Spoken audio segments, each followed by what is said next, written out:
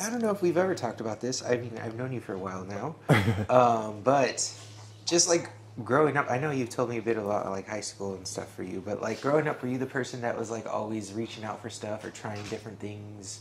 No, Like, no. no. Okay. And I'm pretty sure that's half the reason why I am the way I am now. Yeah. Yeah, I was pretty chill growing up. And my mom was, I don't know, she's a helicopter mom and was always like worried or wouldn't let me do things. And so half the time, whenever I did anything when I was a kid, the first thought was, what will my mom say? Because I didn't even want to bother asking her to do something that I knew she was going to say no anyway. Obviously, there would be things that I would still ask her as a kid, but if I went too crazy too many times, she wouldn't even like listen if I actually had, I guess, something logical. So, no, I was actually a very chill kid. I always called myself, because that was when Kid Cudi was becoming popular, Lord of the Sad and Lonely. Like, I was like the coolest uncool kid. Did that nickname ever catch on? Yes and no, Okay. because not a lot of people really fucked with Kid Cudi like that. I feel you. I But feel you. they were like, yeah, they would agree with me, but they wouldn't like call me anything like that. I'm like, okay. Now, I've known you as a person that constantly evolving and interests evolving and changing and how you pursue those things changing as well. But I do see you going after like a lot of different avenues in creativity and other things that is inspiring to me. But like, when did you become that person? When did that change for you? Do you remember?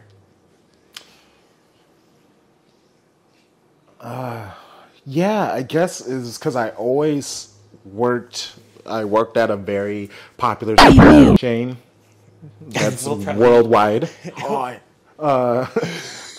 Yeah, I just worked for a very popular coffee chain. That's what I was trying to say. A very popular coffee chain.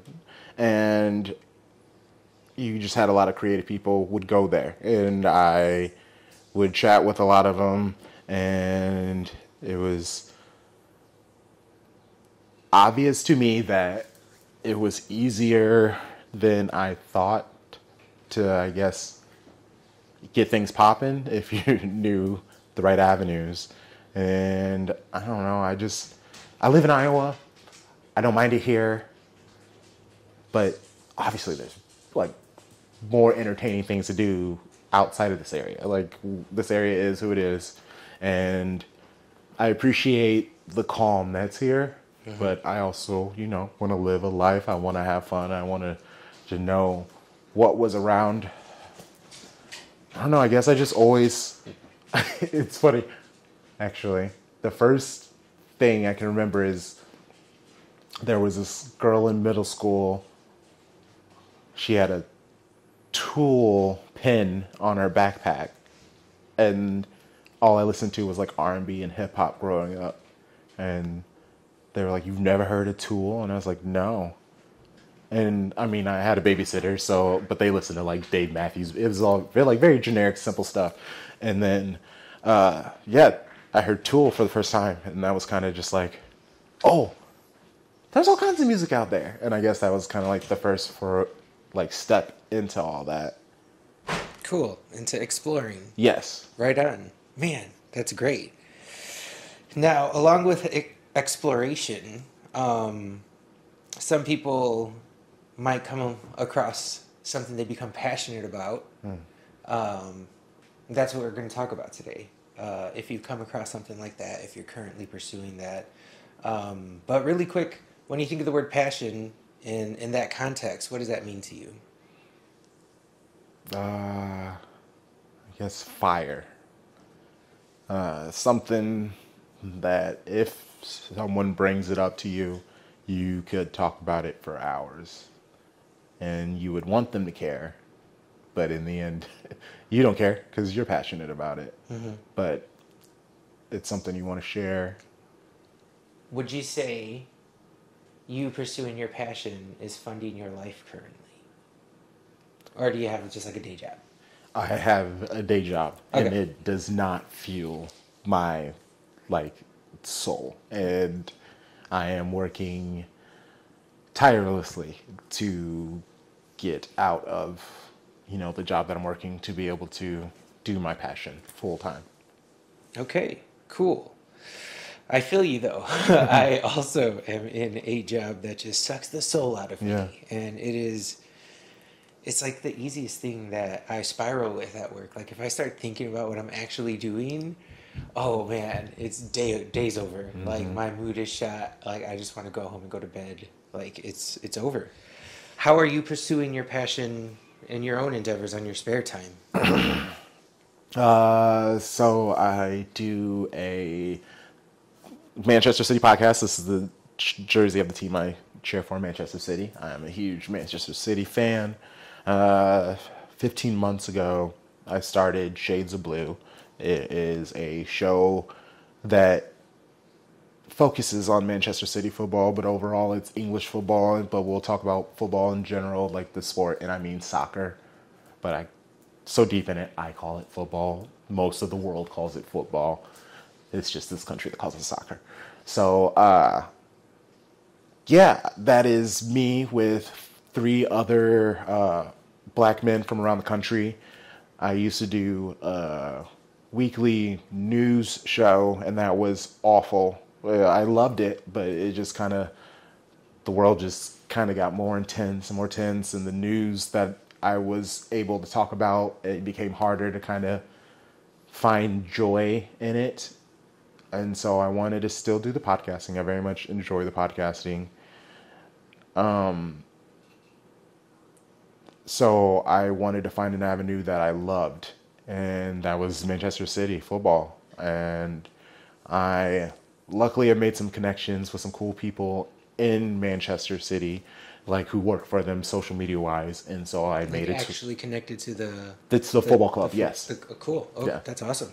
And so I basically just tweeted out, are there any people of color who are interested in starting a show about Manchester City football? Because there's tons of Manchester City podcasts. Well, there were like 5 at that time, but they were all just like white dudes, and that's chill. But that can only sound so many different ways. And so I just wanted to give a different feel, a flavor. I live in Eastern Iowa, so I also don't get to work with a lot of people who look like me. And so I found a lot of friction in a lot of my previous work. And I really do think it's not all because of my blackness, but I do think a lot of the way things are taken is assumptions because of my blackness. And just like the constantly having to like watch my tone, seem nice, be a certain way. You can't control how people see or view you, but it's just easy. Like, and it sounds crazy saying it, but I now know this through experience. Like working with my podcast people, it's been the smoothest it's ever been. Growing our show has been like, I haven't had to put so much thought into it. I can just be myself. I can just tweet and say things the way that I say things because the people I'm talking to understand who I am from the jump. It's not like, this is Royce, he's cool. Like, this is people who, I don't know. It just, and worst case, they like the football. And so, I don't know. It's just been very nice. I don't even remember what the question was, if we're being honest. It's just overall working with people who have similar experiences as me. And then on top of it, just with the football club in general, it's something that I love. It's been nice. It's been comfortable. And despite me never seeing these people like in person, because one's in Indianapolis, one's in Colorado, the other one's in California, they're like brothers. And it's been 15 months with them. No, that answered the question perfectly. Perfect. I remembered the question. And you stayed perfectly on topic. Now, that being said, with so that's like your main focus is your podcast right now. Yes. Got you. What's the hardest thing you're facing, or like the biggest hurdle you're coming across currently in your podcast and growing that, or in its success? Okay, so there's a very initial basic version. So Manchester City, the team itself, was recently bought 14 years ago by Sheikh Mansour, and there's a whole lot of vitriol towards oil money and sports washing. There was a thing on 60 Minutes about it a few weeks ago, so apparently it's known about it. But basically, people from Saudi Arabia, Qatar, all these quote unquote bad places, they buy these small things, put a lot of money into it, but they've gotten this money from bad places and they put this money into good places and it makes them look good even though they're bad guys. And that is a lot of the nonsense that you get from people when you tell them that you're a Man City fan, or they call you a plastic, which means you're a cheap fan.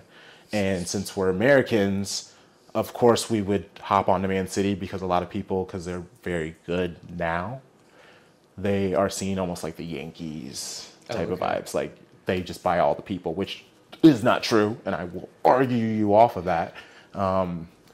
Why does plastic hurt so much? I don't even know it. Because for some reason they're just calling you like cheap. I know. Yeah. Man, that's a good one. You're disposable. Yeah. Okay. Yeah. Whew.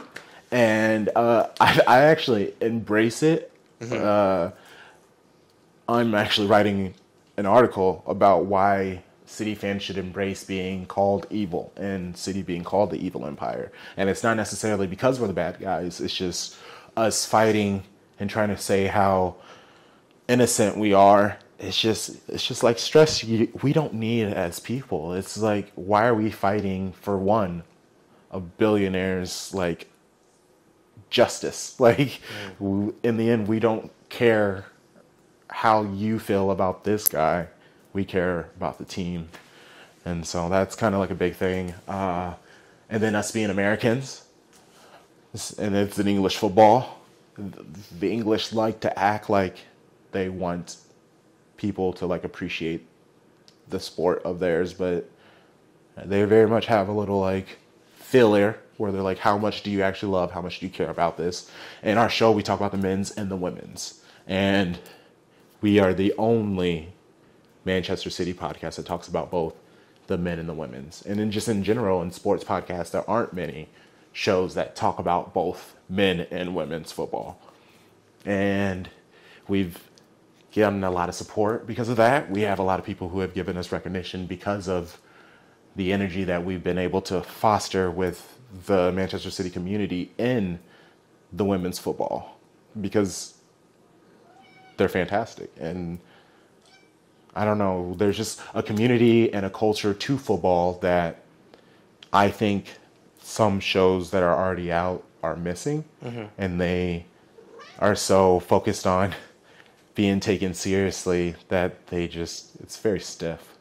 I don't know, there's just so much more to football, and you can know what you're talking about, sound like you can sound professional but also laugh, like, and that's what I really think we are trying to show with our show. Yeah, just really like cutting out your own spot there and proving why you deserve to be there. Yeah, that's great. So in your 15 months of building this current project, that podcast, that passion project of yours, or in your lifetime of creative endeavors, or in your lifetime in general, what's one of the like best lessons you've learned, or something that stuck with you? You really can't take everybody with you. Okay. Like, as much as you want, as much as you try, everyone does not have the same intentions as you. And you can be, and it can be bad. Yeah, that's actually it. Like, you can't take everybody with you. That's perfect. Yeah. That's perfect. Any advice or any tips for someone just starting a podcast, or someone just getting into Manchester City, or Well, if you're just getting into Manchester City, check out Shades of Blue. They're Okay. a great show. Anyone, I mean, I guess, so the way that I can even explain how we're 15 months in. My current goal is a 2-year plan. And when we started, it was only week by week because I loved Manchester City. But I've done podcasting. So the podcasting part was easy. That's being interesting, saying silly things, but I'm not a fan of just like saying it for the sake of it. Like you got to be able to earn it, like be earnest. And because you can just say whatever, but if someone tries to come back at you, then you're like stuttering and stammering and you sound silly. So you just need to be able to find a way to express yourself in your own original and unique way. And that's not even like particular to shows, podcasts. That's anything. That's when the way that you shoot, the way that people can cook, everyone has their own individual way to exist. And you just need to figure out how that is and I've tried to figure out how that is for each person on my podcast because none of them knew what podcasting was. They liked Manchester City. They wanted to do it. And I knew I needed like someone who liked women's sports. So then that was where Tom Bond came in. Tarek, he's a resident dad. And you need that. You need like the older, the calm, the mindful, the experienced.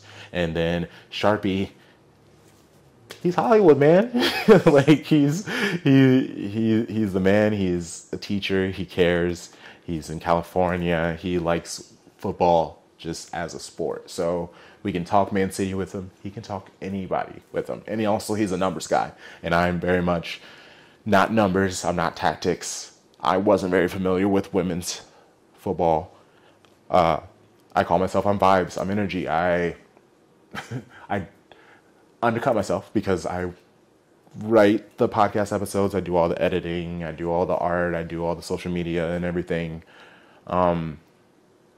But it's that I'm passionate about that. I love doing that. So there's nothing else I guess I would rather be doing.